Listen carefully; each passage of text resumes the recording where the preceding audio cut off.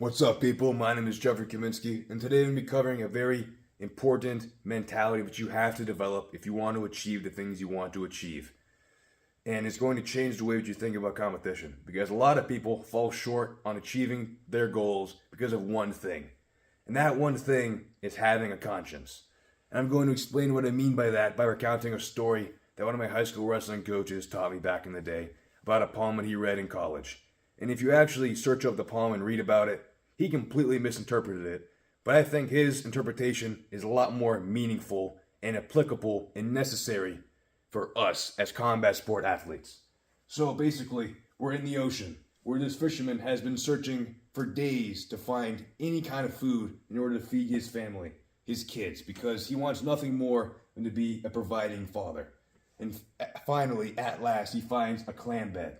So he puts his line in the water and he reels up a clam.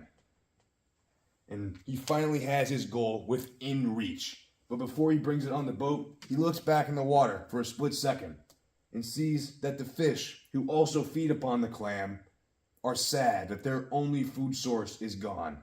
And not only that, he realizes that the fish, just like him, have a family and kids that they need to feed.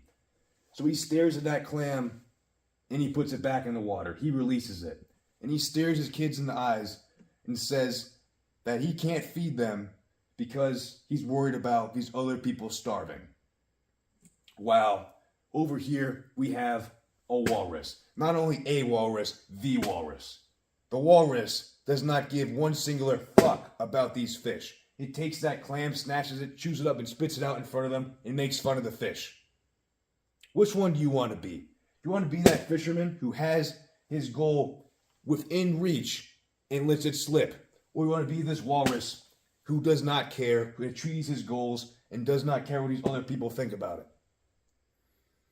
If you have a goal that is big enough, other people are going to want it. Are you going to let that stop you?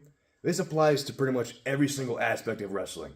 Whether it's when you're first stepping in a room and you're trying to find a drill partner, are you just going to let yourself sit there and let the spazzy, annoying wrestler get stuck with you?